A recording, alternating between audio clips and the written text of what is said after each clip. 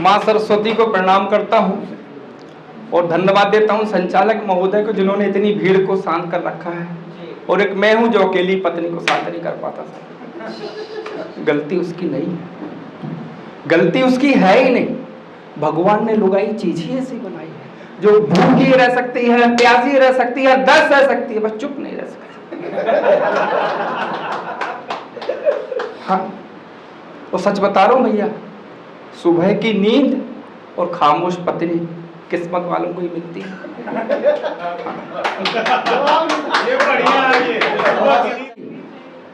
सिर्फ एक जगह चुप रहेगी, अगर वहां चुप नहीं रही तो उसका पूरा काम खराब हो सकता है, पूरा समय बर्बाद जाएगा, पूरा पैसा बर्बाद जाएगा।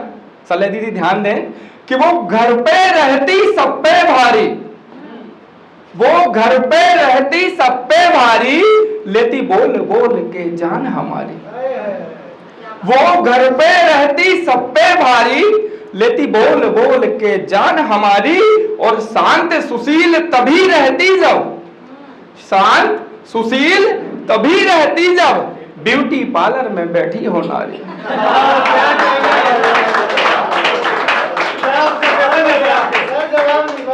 मैं धन्यवाद देता हूं विशाल भाई को, इतनी इज्जत से मुझे बुलाया। काश इतनी इज्जत मुझे मेरे अपने घर में मिलती तो आज छुट्टी के दिन यहाँ नहीं आना पड़ता। हाँ, मैं यहाँ आया इसलिए हूँ और कभी इसलिए बना क्योंकि घर में नहीं बोल पाता। हाँ, अगर घर में ही बोल पाता तो यहाँ बोलने क्यों आता। और एक दिन तो मेरी पत्नी ने पूछा ही लिया, बोली एक बात बताओ कि आप इतना सारा लिख कैसे लेते हो। मैंने कहा छोड़ो, तुम नहीं समझोगी, बहुत दिमाग लगता है। बोली तभी तो पूछ रही हूँ।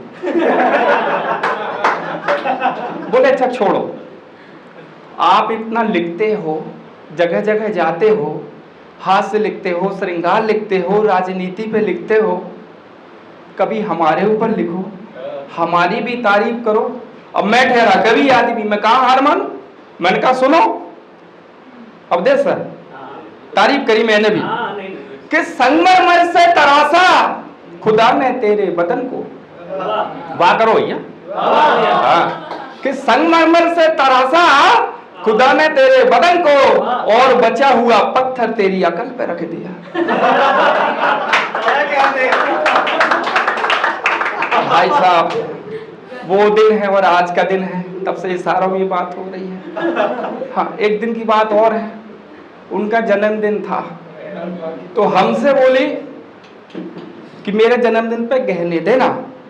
अब मैं भूल गया, शाम को आया तो हमसे बात नहीं कर रही। हमने कहा क्या हुआ। बोली हम नाराज हैं। क्यों।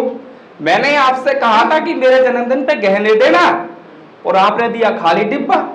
जानते हैं दोस्तों में कितनी शर्म आई मुझे। तो मैंने कहा शर्म ही तो औरत का गहना है पगली।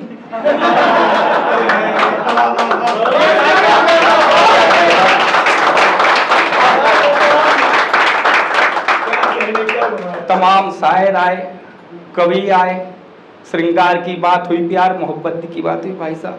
लेकिन मैं बता दूं, मेरा प्यार मोहब्बत से दूर दूर का कोई लेना देना नहीं। प्यार सबसे नफरत है। क्यों, साबित करता हूं कि वो जो कहती थी कि मैं मर जाऊंगी तुम्हारे बिना, हमने भी मोहब्बत करी थी। वो जो कहती थी कि मैं मर जाऊंगी तुम्हारे बिना, और कल ही तीसरा बच्चा हुआ उसका, वो भी हमारे बिना। क्या बढ़िया है।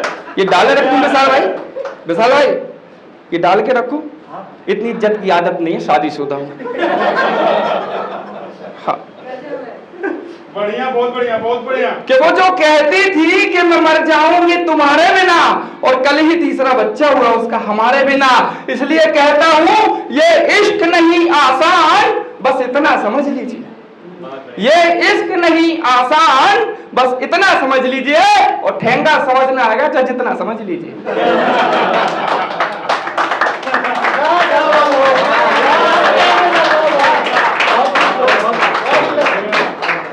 अब आप लोगों के लेके चलता हूं एक शादीशुदा आदमी के ख्वाबों की दुनिया में। एक शादीशुदा आदमी क्या सोचता है, क्या देखता है, और शादीशुदा आदमी कर भी क्या सकता है साहब। ज्यादा से ज्यादा ख्वाब ही देख सकता है।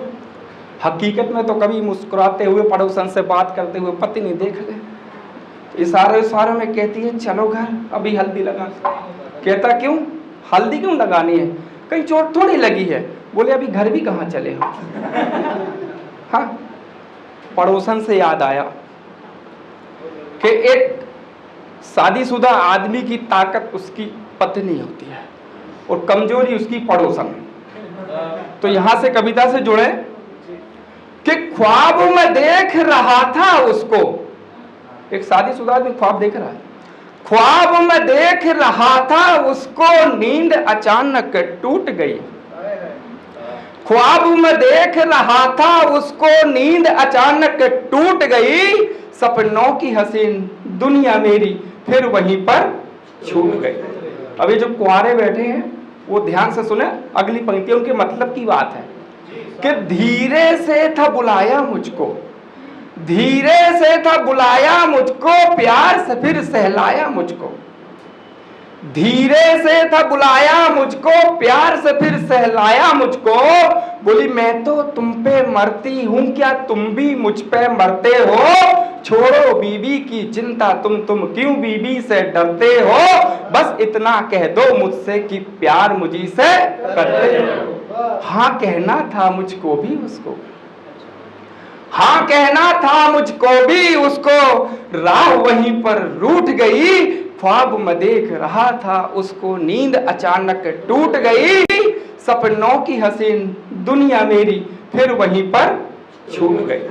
अभी जो कुंवारे बैठे हैं वो ध्यान से सुने, अगली पंक्तियों के मतलब की बात है कि धीरे से था बुलाया मुझको, धीरे से था बुलाया मुझको, प्यार से फिर सहलाया मुझको। धीरे से था बुलाया मुझको, प्यार से फिर सहलाया मुझको। बोली मैं तो तुम पे मरती हूं, क्या तुम भी मुझ पे मरते हो। छोड़ो बीवी की चिंता, तुम क्यों बीवी से डरते हो। बस इतना कह दो मुझसे कि प्यार मुझी से करते हो। हाँ कहना था मुझको भी उसको, हाँ कहना था मुझको भी उसको, राह वहीं पर रूठ गई। ख्वाब में देख रहा था उसको नींद अचानक टूट गई। सपनों की हसीन दुनिया मेरी फिर वहीं पर छूट गई। जो भी चल रहा है ख्वाब में चल रहा है भाई साहब। और आप लोगों से विनम्र निवेदन है जो पुरुष वर्ग बैठे हैं कि ये मेरी कल्पना मात्र है, इस पर जरा सा भी अमल करने की कोशिश नहीं करना, क्योंकि मैं तो सुना के चला जाऊंगा, पर आप लोग की बाकी व्यवस्थाओं में व्यवधान आ सकता है। और बाकी प्रभु की माया कहीं धूप कहीं छाया। और अगर करना है अनुभव के साथ करना। जैसे हमारे अवधेश भैया, एक दिन मैंने इनसे पूछ लिया, मैंने कहा अवधेश भैया प्यार शादी से पहले करना चाहिए बाद में करना चाहिए। मैंने पूछा, मैंने कहा भैया प्यार शादी से पहले करना चाहिए या बाद करना चाहिए। बोले गुरु ऐसा है कभी भी कर लो, बस बीवी को पता नहीं चलना चाहिए।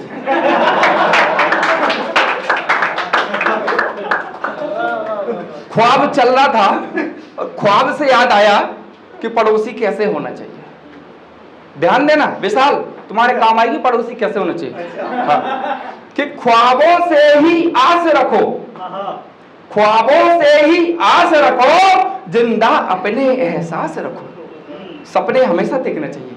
ख्वाबों से ही आस रखो, जिंदा अपने एहसास रखो, और जो खुद चल कर आ जाए पड़ोसन ऐसी खास रखो।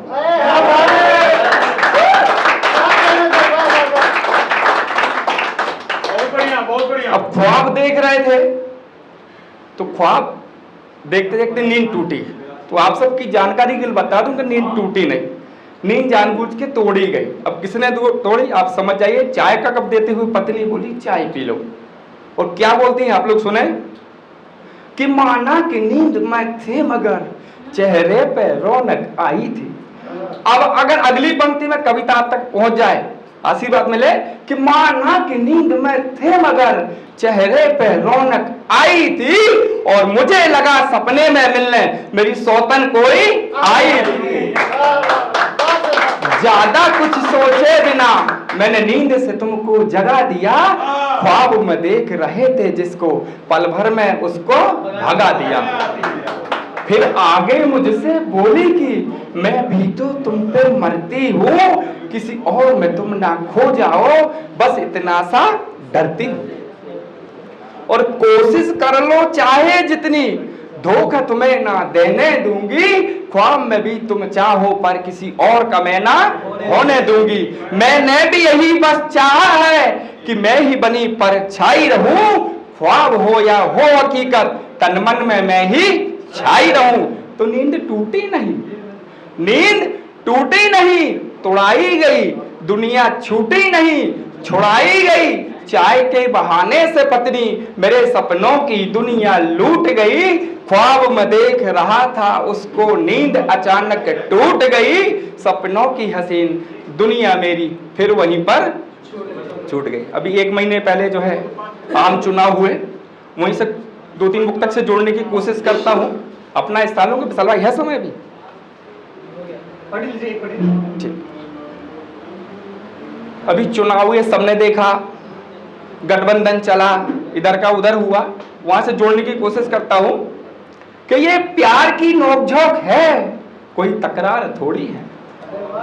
ये प्यार की नोकझोंक है, कोई तकरार थोड़ी है, सच्ची मोहब्बत है हमारी, बेपरवाह प्यार थोड़ी है।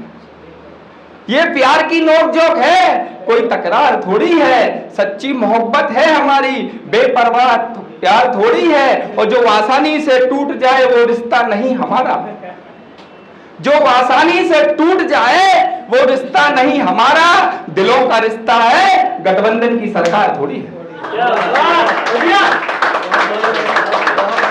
और आगे जोड़ने की कोशिश करता हूं कि उसे छोड़ सकूं मैं इस लायक थोड़ी हूं, उसे छोड़ सकूं मैं इस लायक थोड़ी हूं, उसे समझ न सकूं मैं नालायक थोड़ी हूं, उसे छोड़ सकूं मैं इस लायक थोड़ी हूं, उसे समझ न सकूं मैं नालायक थोड़ी हूं, और छोड़कर उसे किसी और का हो जाऊं मैं किसी पार्टी का विधायक थोड़ी हूं।